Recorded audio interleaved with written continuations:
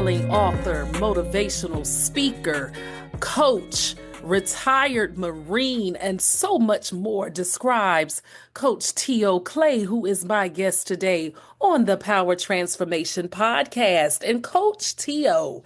helps individuals, men specifically, become better leaders in the home, workplace, and community. He certainly is a true inspiration, and I look forward to our conversation today. I am telling you, he has a transformational story. And welcome to the Power Transformation Podcast. I am your host, Alethea Felton. I am so glad that you have joined me here today. It is because of you that this podcast continues to have such success. And we want to jump right into this interview with Coach T.O. I'm telling you, Timothy T.O. Clay is a name that you want to remember because he is already a mover and a shaker. But I'm telling you, y'all, he has what it takes. He has his 5-pillar light system, LIGHT system, that truly can help with identifying and improving leadership skills. He is huge on helping people to get mental clarity, developing the heart and the mind, so much more. So let's start with our affirmation, because this is truly going to be something that's life-changing. I'll say our affirmation once and you repeat it. I am capable of achieving my goals and creating the life I want. I am so excited today to have the Coach T.O. Clay. Yes, I put the in front of him because this man is one of the most spectacular human beings I have met. And I use that word intentionally because of everything he is doing in the lives of many. So welcome to the Power Transformation Podcast, Coach T.O. Oh, thank you so much. I'm so happy to be here.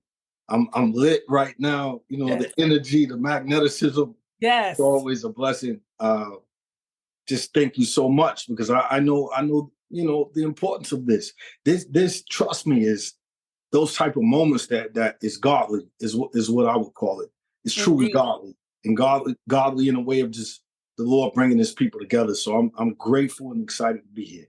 I agree with that completely, and I won't get into it too much here, but y'all, we met through an amazing entrepreneurial networking group. It's a community that we're a part of, and I'm telling you, there's just certain people when you meet, you just hit it off, in certain connections that you have where you might know similar people or you're going down a similar path, and that is Coach T.O., and you're going to learn all about that. But I like to always start with a fun icebreaker, lighthearted question, just so we can get to know you a little bit more. Your question is, Coach T.O., with everything that you do, what do you like to do to relax? Oh man, I love to read. Oh, I would say in these latter years, since retiring in 2021, being able to read. You know, I got books galore down here in what I call my lab. You know, this is where it goes down. yes. And I come in here and I'm looking at a lot of books: counterinsurgency, next level your life. STEM is everywhere, from Candace Simmons, the book of Enoch, Oh, yeah. Born to Risk, that we just dropped with a Oh, meeting yeah. online. Shout out to Author Millionaire Network. So to relax, I like reading. That's a big one for me. Like I said, in the latter, I'm 48 now. I'd say probably the last, 3 years, I've really ratcheted up the reading. Mhm. Another relaxing thing, obviously, for the listeners and watchers out there checking us out today, I love to fish as well. I love fishing. You do. Now, I Yeah. didn't know that because I grew up fishing. Yeah. Yes. What do you like? Do you like what, deep sea fishing, pond No, fishing? so What do you like? so since I grew up in the Virginia Beach, Norfolk Tidewater area, we Yeah, did that salt ocean water. You're and a pier saltwater fisher. saltwater fishing. Yeah, it was that Yeah. saltwater fishing, and I also used to crab when I was a Okay, all and right. so yeah. Hey, you know a little something there. Oh, That's good. fishing and crabbing. So thank you for just opening us up into that part of your world. Now, if a person were to ask you, who is Coach T.O. Clay? What would you say? First and foremost, a man striving to walk in the righteousness of God, the Almighty God. That's number one. Mm, I was raised from, from the onset that put God first in all that you do. So I love opening up with that. I'm emphatic about that when I speak to people. I want them to understand that I'm striving to have that glow of the Almighty God, because mm, to me that's the zenith. All the titles, which I'm sure we'll get into as we maneuver. But nothing is more important than, hey, my name is T.O. Clay, Timothy O'Neill Clay to be exact. A lot of people ask, where does the T.O. come from? mm. My first name is Timothy, middle name is O'Neill, and that's Neil with the apostrophe O apostrophe Nil, Uh-huh. Neil, and that's where the T.O. comes from. I am a man of God, man. And what is that? That's a man in here, once again, out of all of those books I talked about, I got this one too. And that one, as I've gotten older, I've began to realize, man, there's so many keys to unlock the situation, the issues that we're dealing with on a day-to-day basis. So That's right. yes. And just for clarity, if you're listening to this and not watching it, he held up the Holy Bible, meaning that that is the foundational book for him that leads and guides and moves him. And God has certainly guided your life over the years. And so, although now you're based in Atlanta, Mhm. take us to your early origins. What was your childhood like, and what was one of your most favorite childhood memories? Childhood. Mhm. I grew up in a town called Winchester, Kentucky. And Winchester is probably about 15 miles east of Lexington. So it's Okay. really close, Mhm. probably about a good, I don't know, 85 miles from Louisville. Uh, Okay. and so, childhood, I have great memories. A lot of great memories of my childhood. Like I said, fishing. And Mhm. I would say probably one of the most important that I'm grateful for is I had both my mother and my father in the home. Mm. And I'm a PK, for Uh, those listening and Me too. watching. I don't Yes, think I ever yes. told you that, but yes, Hey, so that's that godly again. That's that connection, exactly. and it's so beautiful because I know you understand the different layers of being a PK. Mhm. I didn't hear perverse language in my home. Mhm. I didn't see smoking and drinking in my home. Uh, Exactly. Same here.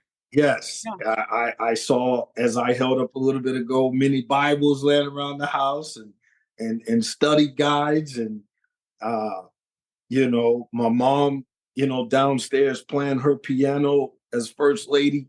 Mm. She'd be down there singing them old Negro spiritual hymns Mhm. that the aroma going throughout the house. It was just amazing.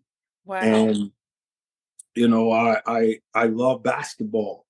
Um, all the doors in our home, the top of the door was all scraped up and banged up and dents because I would take hangers and I'd make a hoop, Mhm. and I would take some them old tangerine sacks, the orange knitted sacks from the tangerines or oranges. I'd cut them up and I'd put my nets around the hanger. And Wow. I'd, Yeah. I'd put it up above the door, and I was hooping. I spent 90% of the time in my house playing ball on those makeshift goals. I'm the youngest.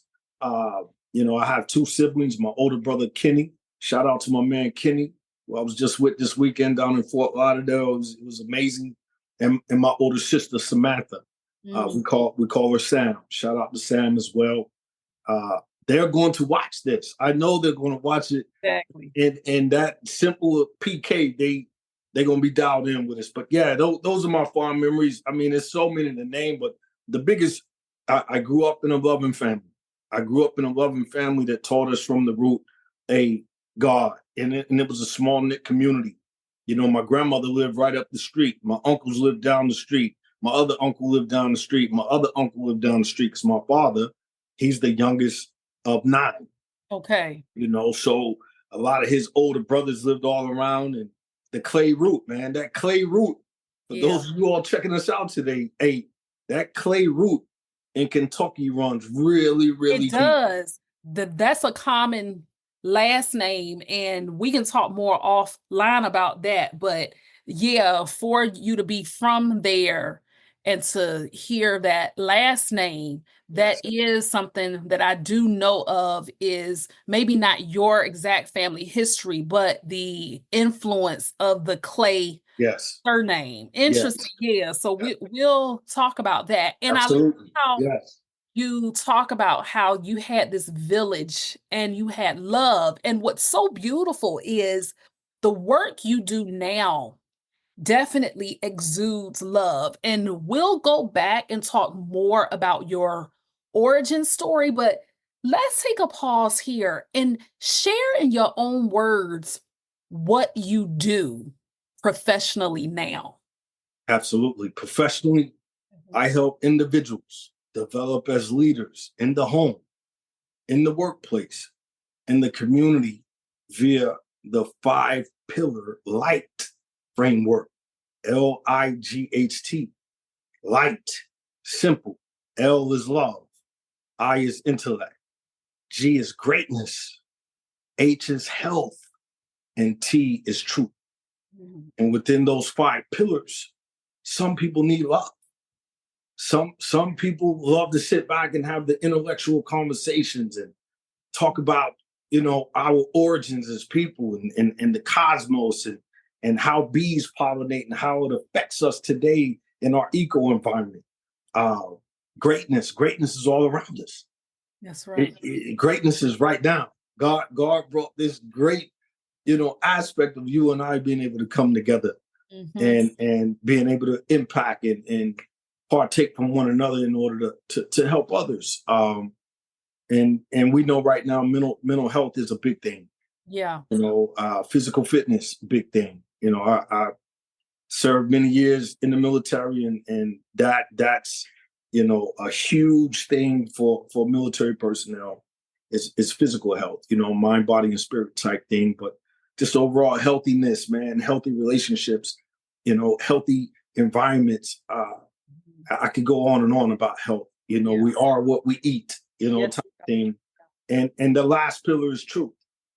You know, I believe, you know, truth is square. There's a square around us, you know, and you got, you know, you got 90, 90, you got 90, and you got 90, and that's 360. You know, in that 360 around us, it's being consciously aware, you know, that God is truth. Again, I'm not gonna, you know, overstate it, but for me personally, you know, what I do now professionally is in alignment with my heart, with my passion, with my superpower, with my why. And that's why I'm grinning right now, because I love it. I love seeing people thrive. I love helping individuals. Now, you know, as professionals, we know that with them statement type of thing. What's in it for me? And if you're listening to this or watching, what's in it for you is a safe space. It is a light within you. Every single one of us, short bursts, we all have light. I always think about, you know, Iron Man in the amazing movie Endgame. When that light started to get dim and he was laying there, everybody across the world's in the theater looking like, man, Iron Man can't die. No way. Not Iron Man, man. No way. All the history. But the reality is sometimes our light gets dim. And we need love. We need to go into the catacombs of someone that can use the proper intellect to be able to pour back into us and help us, whether that's therapy, whether that's going and speaking with the pastor, whether that's speaking to the firemen. So I could go on and on, but professional, that's what it is. If you don't remember anything else out there, it's the light, and we all have light. And we want those light bulb lessons that we all experience throughout life to be a beacon to guide us to move forward in our lives every day. And I think in you just discussing that light framework, but also knowing that light is what counters darkness, because yes, we all experience those dark spaces. And in fact, Coach T.O, you had a period of darkness that kind of came in your youth periods, but then the light came and you were snatched out of it. So there was a time in your life when you had some youthful recklessness that truly could have destroyed your destiny. Absolutely. But it didn't instead. So speak a little bit about that and take us back to a pivotal moment in your life when you realized that something needed to change, and what was that internal shift like? And how did that shape the man who you are today? Yes, absolutely. Great question. I love it. My heart starts to, beat a little bit faster because that takes me back to that moment. It takes me back to, those feelings. It takes me back to why I'm so passionate about the light today. And just for the listeners out there, I'm 48 years old today. Thank be to God. I've seen 48 years on this planet. And as my great sister said, we all experience darkness. And sometimes when you're around others that are working and walking in that purpose and out trying to heal and help people, and as we would quote say, trying to save the world or the community with it, and attacks can come from all angles. Like I said, I'm the baby boy, and I was attacked.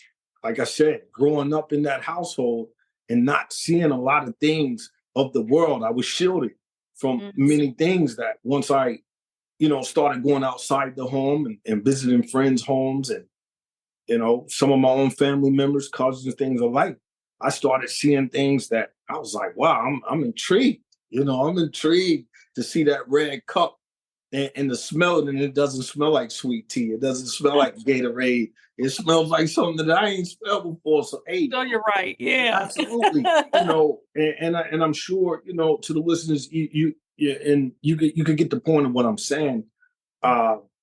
I was intrigued by certain things that I just didn't see growing up around me, internal to my household, and it morphed into being exposed to things. And one of the things that I was exposed to that we see prevalent out there today, I was exposed to weed, marijuana, Mary Jane, Buddha, Sensimilla, wherever you're listening to this at, yeah, that's whatever right. y'all call it, dank, whatever it is. I Mhm. was exposed to that. And I was exposed to it by individuals that I had a lot of trust and faith in, that shared a lot of the same likes as myself, which was basketball. And that individual, I would never sit here on any platform and blame that individual for, what took place after that particular, what I call gate. You've heard it clinically as a gateway and all that good stuff. For me, it actually was.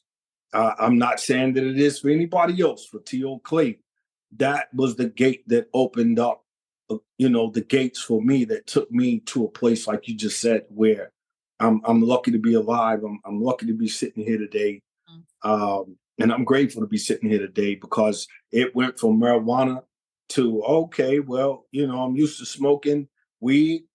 Well, what's that white stuff you got right there? Wow. Oh, this is powder cocaine. Man, try it. Take a bump. It ain't gonna do that. It's just gonna make you feel perky, make you gonna feel up. I tried it. After a while, okay, you keep graduating. Next thing you know, we're taking it and we're sprinkling it on the marijuana. Something different, something new. When I say we, there was other individuals that I was engaged with, executing these different things. Because again, environment is very important. People, places, and things is very important. And I didn't learn that until down the road, going through recovery. And ultimately, I ended up abusing crack cocaine. I'm 17 years old, just turned 17, 16 to 17 years old. And I found myself full blown smoking crack cocaine. I'll say that again, in case someone didn't hear it. 17 years old, Timothy O'Neill Clay, T.O. Clay. I found myself, little preacher's son, PK, youngest of three. And household. A good home. Good yes, home. Yeah. Absolutely. Yeah. I ended up in that dark place. Wow. It's real. So what was the straw? What was the crossroads? Because something miraculous happened to you, where your life came to a crossroad where you could have either gone this way or that way. Tell us about that miraculous happening at that crossroads that really changed your life. Oh, absolutely. My pleasure. It's again, here I am grinning again. If you're listening, I'm grinning right now because I can't help it. It's real. It's being really, truly present in the moment. It's true authenticity. This moment right here, 3 September 2024, it is real. And miraculously, I was able to spend this past weekend in Fort Lauderdale, Florida, this just past weekend, with a man who got to a place to where he didn't know what to do. He got to a place to where he realized that the only thing I know to do with my young baby boy son is go to God and surrender. Because I can't do anything else for him. I can't keep him out of jail. I can't keep him from stealing out of my wallet when I ain't looking. I can't keep him from being gone for 30 days at a time and we don't know if he's dead or alive. I can't keep him. I can't keep him. He goes to God and he says, Father God, my son is prodigal right now. I know the story in the word. Yeah. I've stood in the pulpit and preached this word, for years. And now I'm being attacked and experiencing the exact same thing with my own baby boy son. I surrender, Father God. And I've been out and I got to a place I said, man, I want to go home. I was telling my mom, I said, Ma, I remember it vividly. I was missing my mom. I was missing the meals and that motherly love that only a mother can give. And I went to the house and my dad came to the door. Long story short, he was like, you don't live here and you don't belong here. Wow. You're not coming up in here. Go back out there where you want to be. Go back out there in that world where you want to be, but you will not bring that mess or your messy self up in here. And I'm not paraphrasing. I'm standing on the porch. And I had never heard my dad talk to me like that. In all the years, I'm like 18 years old at the time, and I said, Dad, I just want to come home, and I don't want to be out there no more. I need help. Those simple 3 words, sister. I need help. Began that transformation process because my dad, he said, oh, excuse me. He said, you want help? You really want help? Okay, come in here right now. Walked in the house. He turned the light on in the living room once you walk in the house that we lived in at that time. He said, get on your knees right now. I got on my knees. I'll tell this story to the day I transition off this planet forever. I got on my knees. He said, you want help? There's only one source that can help you. That's right. And he started praying. My mom was on her knees over by the piano. And, this is not folklore, man. This is not allegory. This ain't spookyism. This is real. And once he began to pray, he was taking his hand and he was stroking the back of my neck. Oh.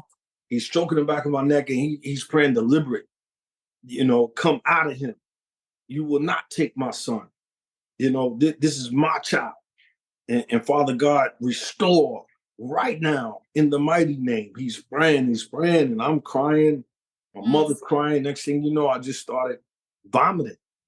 Wow. And I remember when I looked at it, it almost looked like dog vomit. Mm-hmm. And it just white and gooey and just a big old pile on my mama's carpet. It pretty much looked like everything that I had smoked and put into my system all came up at once and was in a pile for me to look at right in front of me. And he said, "Rise, my son." He said, "Get up and receive it." And I think for the listeners out there that may have someone in your family, maybe yourself, a friend that's dealing with these type of vices, these addictions, he said, you have to receive it and you must claim it. Yeah. You must claim the victory because the victory is done. And man, in that moment, I started giving thanks. And to this day, that was probably in 1997, early 97.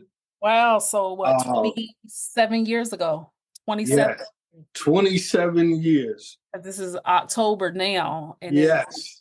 Yeah. Yeah, 27 years. I've been drug-free ever since.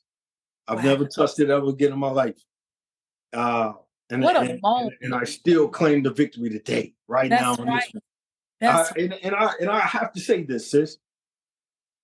I still claim that I'm an addict.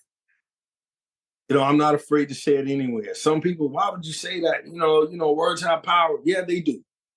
But I'm an addict. The only difference is I choose not to use. Yeah. I still have those same trigger points, people, places, things. That's real. Mm-hmm.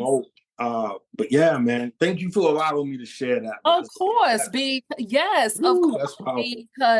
sometimes people live day to day trying to keep it all together, and they may see a person's glory and not know their story, have no idea, and only see the success and not know the turmoil that you experienced. And the beautiful part is that you had a chance, and I respect you for this. You had a chance to serve, if I'm not mistaken, 23 years in the military. Yes, 23. Tell us about that journey, because not only did you serve in the United States Marine Corps, but you moved way up the ranks. Yes, ma'am. How in the world do you go from being a quote unquote drug addict to serving in the Marine Corps?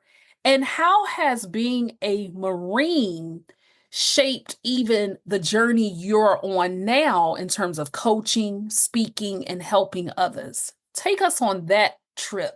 Oh my goodness, man. It's a trip. It really is a trip. And that's, again, man, that glow. We opened up, and as I spoke about, man, that trying my best to just walk in righteousness, man. It's like I realized the impact of my story. I realized that, hey, every one of us have a story. And I've had gentlemen to say, hey, man, Clay, for me, it wasn't drugs, it was abuse. Clay, for me, it wasn't drugs, it was alcohol. Clay, it was gambling, whatever it could be. Excuse me. But to be quite honest, that same man stood in the courtroom with me, and I was released because I served some time. Wait. The courtroom. Yes. Circuit court, to be exact. So you were charged with something? I was incarcerated twice. I went to jail. Hold on, Coach. Yes. Hold on, Coach. You got to make this plain. Yeah. You were incarcerated, yet you had the audacity to end up being in the Marine Corps? Yes, I actually had to go in front of a circuit court judge to be released to go to the Marine Corps. Uh, What? the Marine recruiter, he stood right next to me because here's the thing, and this is very profound and impactful because I played a lot of sports. I wasn't smoking drugs from you know elementary school all the way up until leaving to go to the Marine Corps. Uh, late 16, 17, that little patch right there. But there's so many significant things that happened prior to Exactly. my love. What I didn't mention when you asked me about what do I like to do to relax, fishing, yes, reading, yes. But my most profound love, sis, is basketball. Mm. I love hooping. I love basketball. And uh the mental saboteurs that I was dealing with a lot of transition that was happening leading up to the whole fall from grace type thing, if you want to call it that. Mhm. Uh, I wasn't playing ball anymore. Okay. I start running with the wrong crowd. All sorts of different things that led up to that. But there's a memoir out there that you can get Exactly. up and learn all about that. But Yeah. I want to really address your question because Mhm. I've been on many podcasts, but I promise you, man, you fired the best questions I've been Oh, asked. thank you. That's what every single guest says. I'm just keeping it plain with you. Hey, But yeah, but how do you go from the courtroom to the Marine Corps? yes, I have to say it. I knew if I'm going to join any service, man, I got to go to the best. Shout out to the Army, shout out to the Air Force, shout out to the Navy, the Coast Guard, Space Force. Man, we love y'all. Yeah. But as a United States Marine, hey, it's only one Marine Corps. That's And what my uncle says. Yes. yes, and that's not bragging. That's not arrogancy. I mean, our track record speaks for itself. Yeah. The New York Yankees have losses. The LA Lakers, Boston Celtics, Tiger Woods, they all have losses. The Marine Corps, on record, still to this day, has no losses. Any contingency, any fight, any battle, any war, the Marine Corps has no losses because the Marine Corps is comprised of a lot of individuals just like me. Yeah. We come from the mud. For That's for a lot true. of us, I'm sorry, Yeah. go ahead. Yeah, no, that's true because even with my uncle's story of getting in, it wasn't exactly like yours, but it was a matter of my grandparents were really at their wits' ends with him. Yeah. Yeah. Yeah. See, again, that's Mhm. why if I was to set with him, we have a natural bond, not only just in the fact that we're Marines, but we have a bond and understanding. The Marine Corps is the smallest branch of service. The Marine Corps, you Didn't know, know that. yes, yes. Marine Corps is usually around about 185,000 strong. Kind of Oh, dances in that window, okay. 185, maybe 186. But I ended up there. The proud, the few, the Marine, it makes sense now. Yes, yes, Oh, I yes, see. Okay. yes. The few, the Interesting. proud. Yes, Yeah. absolutely. Mhm. So it was destiny. And like I said, I played a lot of sports. I was used to getting yelled at from coaches and getting fired up in the locker room and that camaraderie and that bonding and working hard in basketball. I played organized basketball all the way Mhm. up till like my sophomore year of high school, and Yes, things just exactly. plummeted. A lot of what we would say piss poor decision making. But I was a young fella, take full accountability for it, and I stood in front of the circuit court judge, and she said if you would have asked me to go to any other branch of service, you wouldn't even be standing in this courtroom. Mm. She said, but I know a little bit about the Marine Corps. Because how do I know? She said, because my grandfather was a Marine and he practically raised me. Mhm. She said, but I'm going to tell you this, you know, the Marine Corps is not going to play games with you. So it could be double jeopardy for you. You go there and you start acting a fool. You're gonna be in trouble there, and then you'll come back here and be in trouble as well. And Mhm. I remember she asked Sergeant William Perry from St. Louis, Missouri, that was the recruiter that was, trying to get me in. I remember she said, "Do you have anything, sir?" And he said, "Ma'am, thank you just for allowing us to be here. I can tell you this young man will never be in this courtroom again. This young man will be on a bus to Paris Island, South Carolina, by the end of this month, and he's not going to ever look back." That's right. And man, I'm so grateful for that moment. And she told me, she said, "Well, if you do 4 years honorably, I will consider expunging your record." Because at the time, I had 2 felonies for possession of cocaine, paraphernalia, marijuana. I've been, caught up twice. And like I said, all of that is prior to the prayer. The prayer with Dad stroking my neck, all of this is prior to that. So when I came back home, I'm saying, "Hey, I don't know what to do. I need help. I don't want to go back to jail. I don't want to end up dead." Because when you're out there fooling with that stuff, that's your alternative. You're either going to end up in prison or you're going to end up dead. There's never a good ending story to live in that lifestyle or being, in that type of conducive environment. So ended up in the Marine Corps, and I thrived, because like I said, I was used to, organized sports and playing ball. And, my parents were real. Like, we couldn't get up as kids and not make our bed. We had to clean the kitchen. We had to take the trash out. I had to be out in the yard with Daddy picking up leaves and all of that good stuff. We were in Kentucky. Kentucky gets cold. I'm out there cutting wood to bring in the house and put in the fireplace. So I had a structure. So blending that structure along with the Marine Corps, going through boot camp, 13 weeks, I needed that. Yeah. And that was the biggest thing. It was like, man, I'm getting sober.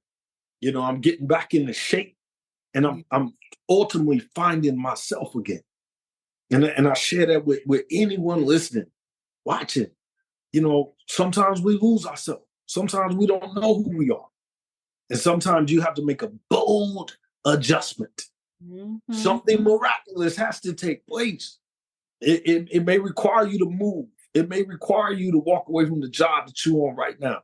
But unless you make a bold adjustment, you can probably expect for a lot of the same results. Wow. That is absolutely incredible. And y'all, Coach T.O, he's a humble man and he doesn't Thank like you. to brag on himself. But I will share with you that yes, while he spent 23 years in the Marine Corps, he worked himself all the way up to E9, which is a sergeant major. He's a retired sergeant major. So throughout your career, Coach T.O, you helped others through your story and you helped others pull out lessons from their own stories and lives. But you had to do some coaching there. You had to give discipline. You help people with mental clarity, decision making, all of that.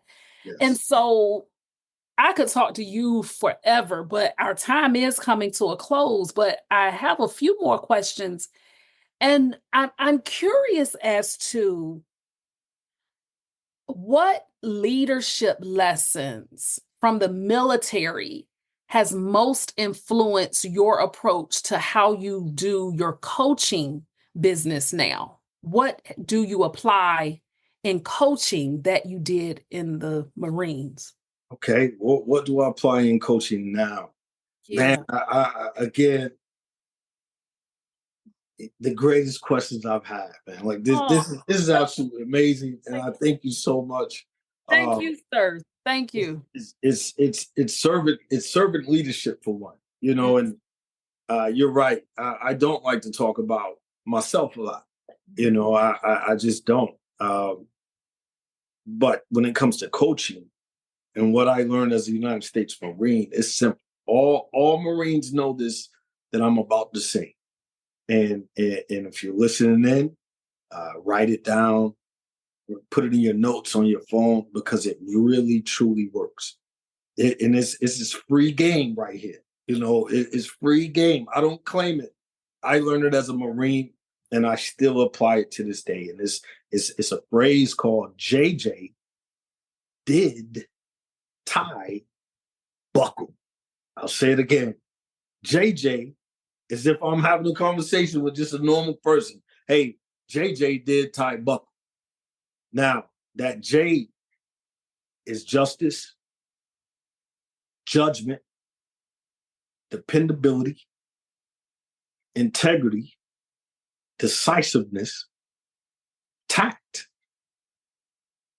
integrity, enthusiasm, bearing, endurance, as you were, unselfishness. I'm sorry, I got it screwed up. B is bearing. Yeah. U is unselfishness. C is courage. K is knowledge. L is loyalty.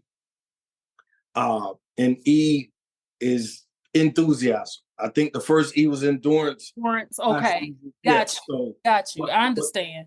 absolutely. But that phrase has saved many lives across this nation. There's when you're riding down the street and you see that car in front of you that has that little Marine Corps emblem, Yeah. you know, that gold seal on the bumper or on the license plate, know that simple term, JJ did tie buckle, has saved many lives. Wow. Has restored many lives, such as myself, such as your uncle, you know, and countless Marines, male, female, Black, Hispanic. It doesn't matter. Yeah. Once we all learn justice, judgment, dependability, initiative, decisiveness, tact, integrity, enthusiasm, bearing, unselfishness, courage, knowledge, loyalty, and endurance. Like all of those things you have to apply in your life. You know, you have to govern yourself. I won't go through each one, but you know, I use that still to this day when I'm speaking to youth, when I'm speaking to corporations, when I'm speaking to the church organizations, or I'm speaking to my own sons. That's right. I got a 15-year-old and a 10-year-old. Hey, I just took my son yesterday, my 15-year-old, to get his first suit.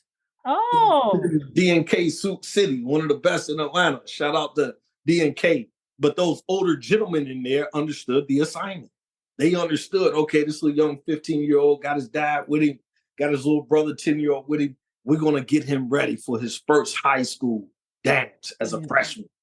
And I tell you, sis, it was an amazing experience because those other gentlemen were able to pour in.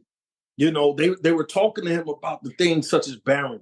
Like, hey, man, when you step out, you want to have bearing. What's a nice young lady going to look at when they first look at you, young man? My son was like, they said, she's going to look at your feet. That's right. So it will.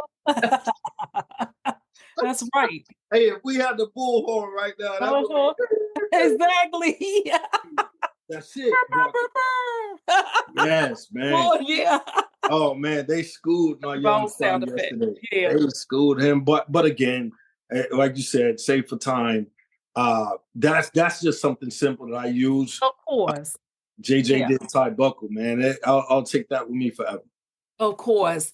And in terms of your story, in your book From Here to There, Prodigal and Back, and of course you're also in Born to Risk, but From Here to There, Prodigal and Back, you talk about redemption.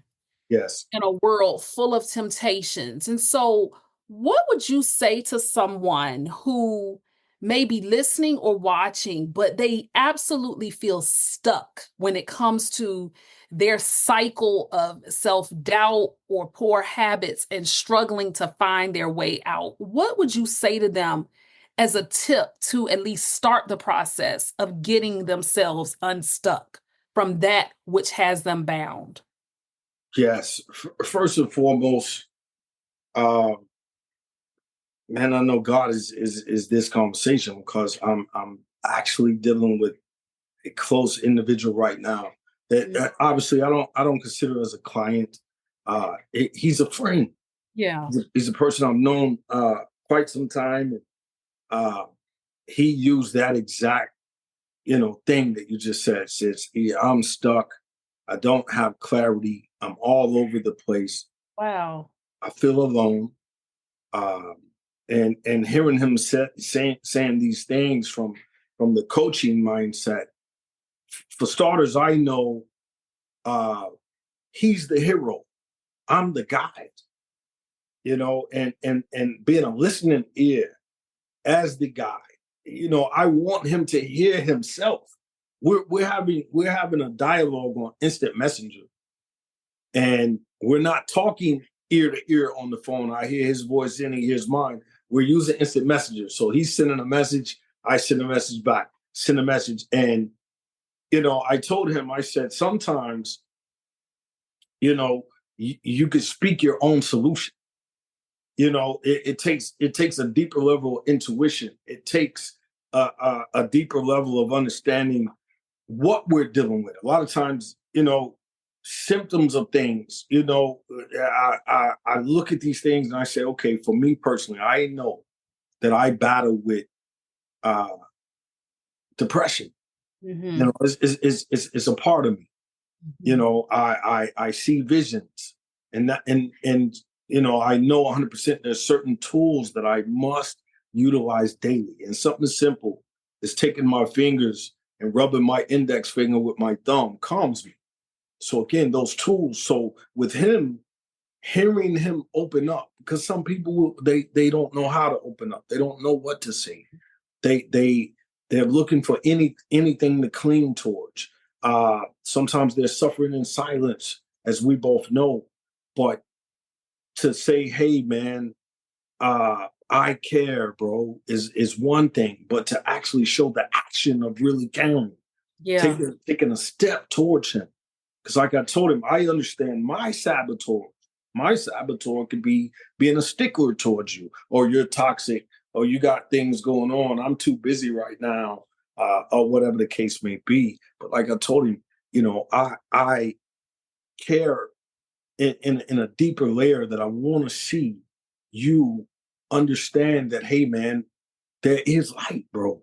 There is a light in you. And trying my best to get him to see that a lot of times is allowing him as that hero to speak. Okay, I hear myself saying these specific things, but I also know deeper into the intuition of me that there was something that really happened that got me to this place. Yes, exactly.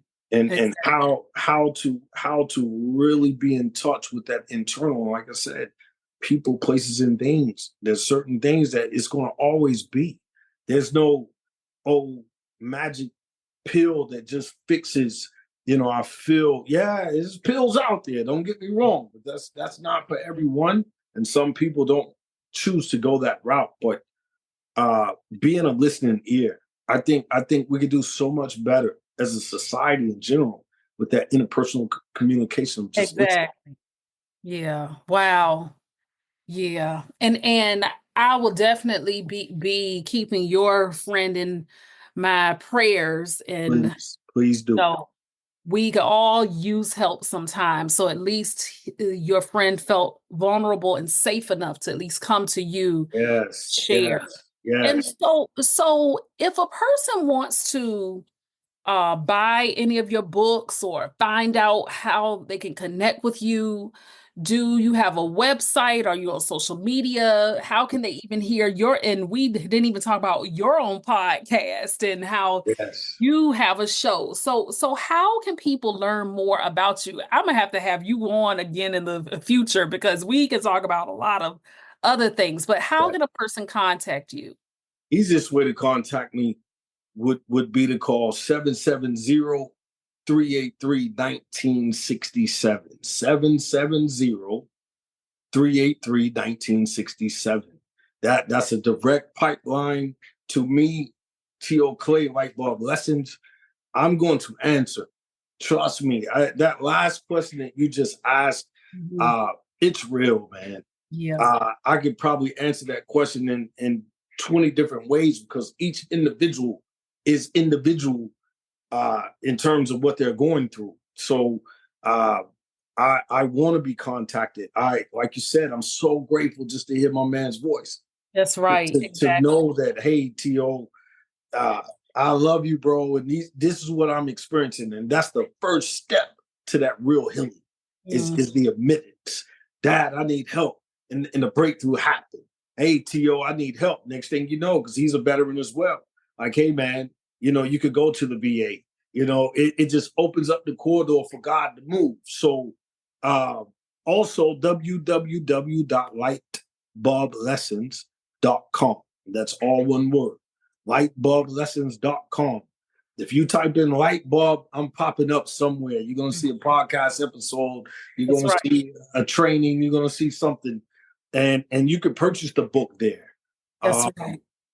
If you go to that website, you'll see it. It's there. It's a great book. It's a great read.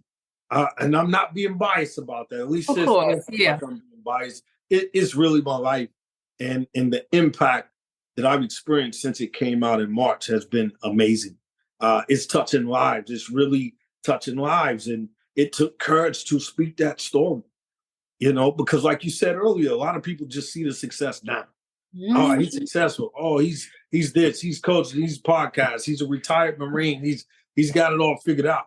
But no, like you said, that darkness is right around the corner. That's right. And we have to stay engaged. These conversations, putting ourselves in miracle territory. This is real miracle territory right here.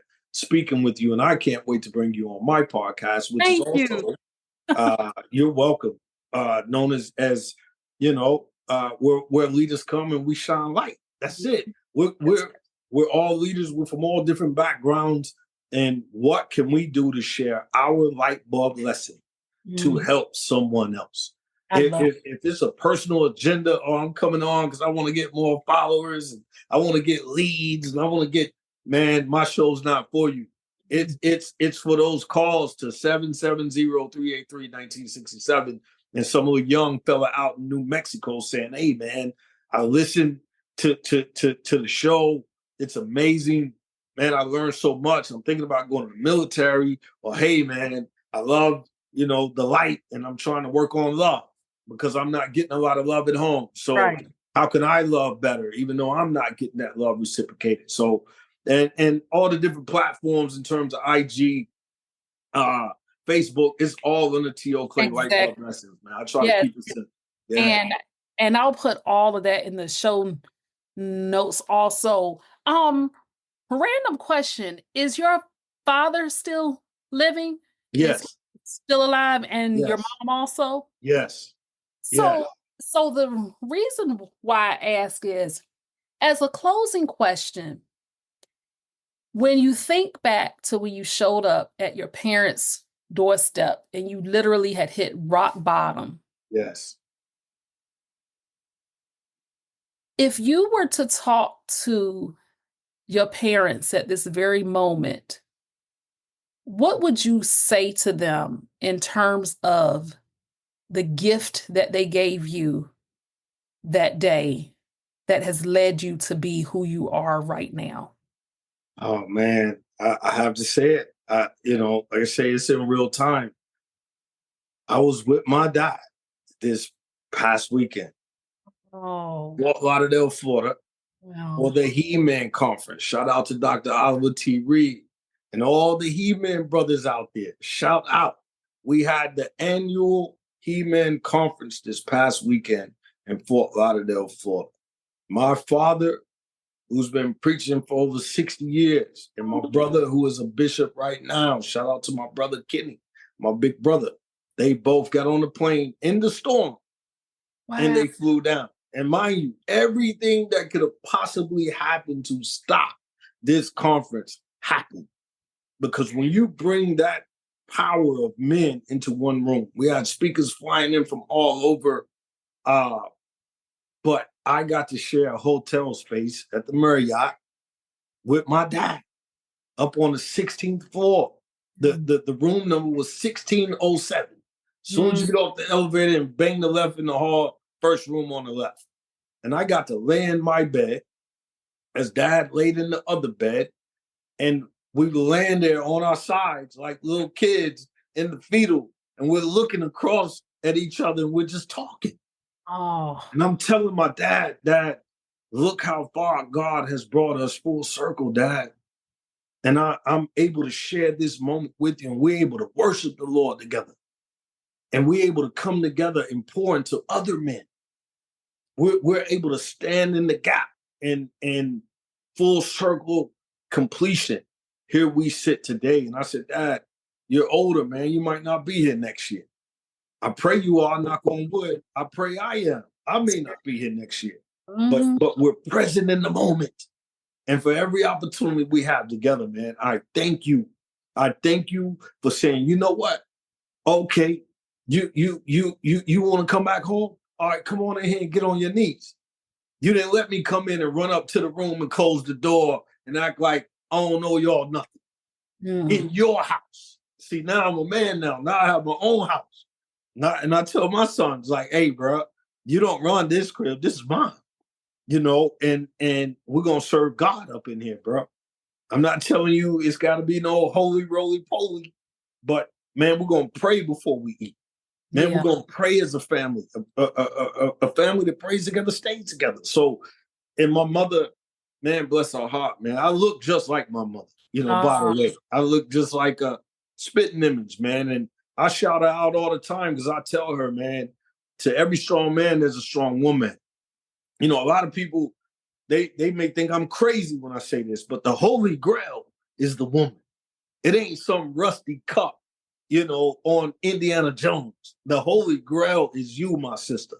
You, the Holy Grail. Look how many people you're inspired. The 100th episode, man. Shout out to you. Thank you. Thank you. And I'm so happy, man, to know you, to continue to work with you. But again, tomorrow's not promised, man. Our number one asset is time.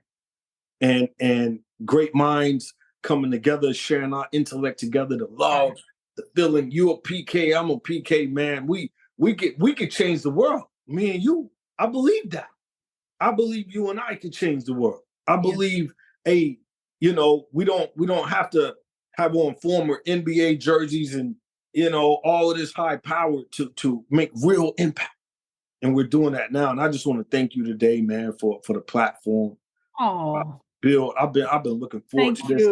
I told my dad this weekend, man, I got a podcast coming up Thursday. It's going to be amazing. Sister, she fire.